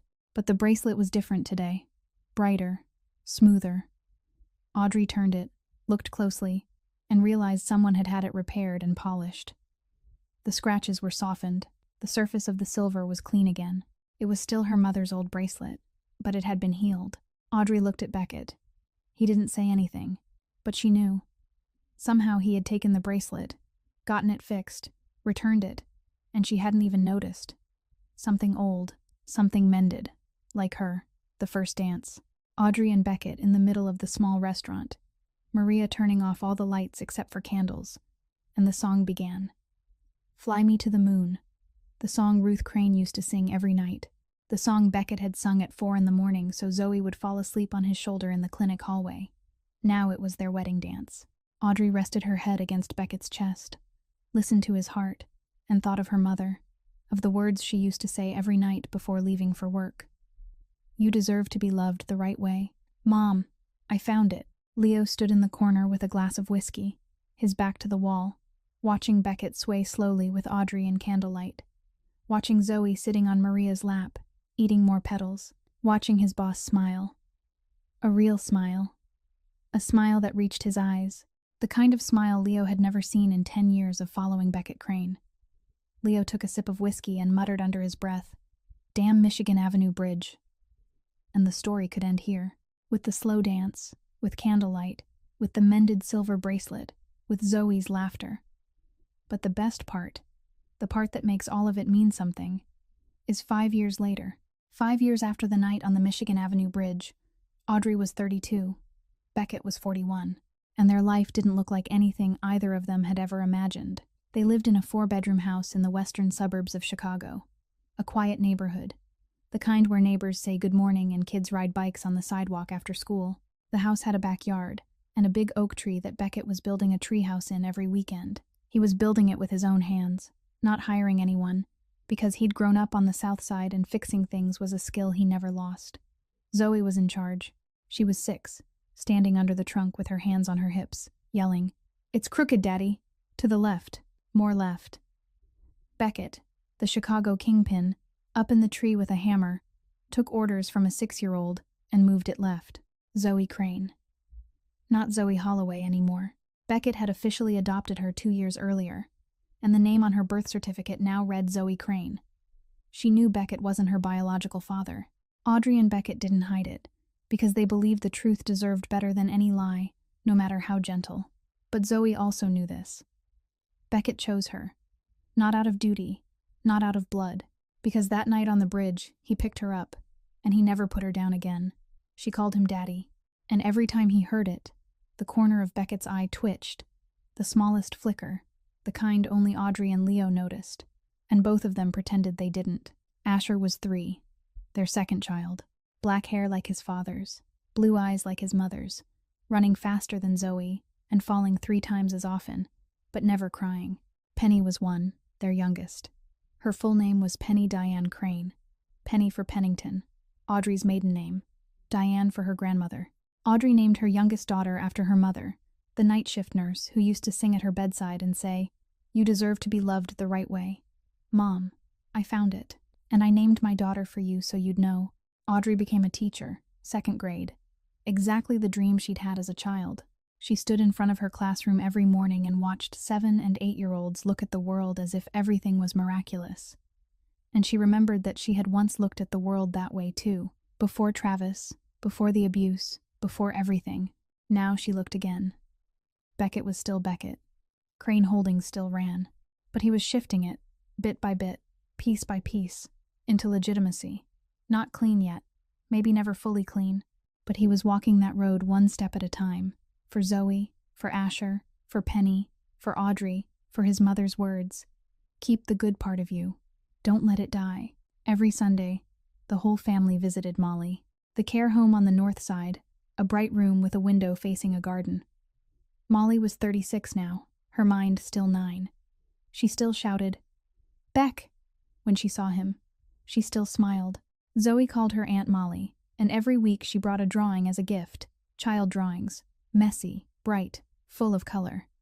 Molly taped every one to the wall. The wall was covered now. The first time Audrey met Molly, she sat beside her sister-in-law, held Molly's hand, and said softly, "Thank you for teaching your brother how to love." Molly didn't understand the sentence. Molly only smiled and held Audrey's hand back, but Beckett stood in the doorway and heard it, and he had to turn his face away for a while. One Sunday afternoon in November, 5 years after that night, the family took a walk across the Michigan Avenue Bridge. Zoe ran ahead, blonde hair flying in the wind. Asher sat on Beckett's shoulders, both hands gripping his father's hair, laughing. Penny sat in the stroller, while Audrey pushed, a red scarf around her neck, cheeks pink from the cold. They crossed the bridge like hundreds of other families on a Sunday walk. No one looked twice. No one knew the story. Audrey stopped. Right there, the spot where 5 years earlier, on a November night, she had fallen. The spot where her knees buckled. Her vision went dark. Her arms tightened around Zoe, and the last thought in her head was, "Don't drop my baby." The spot where Beckett had dropped to his knees on dirty concrete in a $3,000 suit and caught them both. She looked down at the concrete. Then she looked at Beckett. He looked back. He didn't speak. They both knew where they were. Audrey slid her hand into Beckett's, like that Sunday 4 years earlier in the park. But this time her hand didn't shake. Sometimes the person who saves you isn't an angel. Sometimes it's the man the whole world calls a devil. But darkness recognizes darkness, and the one who's lived inside it the longest is the only one who knows how to lead you back to the light. Audrey and Beckett's story wasn't a fairy tale. There was no magic. No one was perfect. There was only a woman braver than she knew, a man better than he believed, and an 8-month-old baby gripping a stranger's finger at 2 in the morning that changed everything. If this story teaches us anything, it's this. You don't have to be perfect to deserve love. You don't have to be strong every day to be called brave. And sometimes love doesn't arrive with diamond rings or grand promises. It arrives with the right-size sneakers left at your door, with a burned bowl of noodles that someone eats anyway and calls good, with a person who sits on the sofa outside your door all night, just so you can sleep in peace. If this story touched you, please hit like so more people can hear it. Share it with someone you think needs to believe real love still exists. And subscribe to the channel so every day we can listen to more stories like this together. How do you feel after this story? Was there a moment that made you think about your own life? About the people who stayed beside you when everything felt like it was collapsing? Share with us in the comments, because every story you carry deserves to be heard, and we always want to hear what's in your heart. We wish everyone watching this video good health, a joyful life, and peaceful days. Goodbye, and see you in the next video.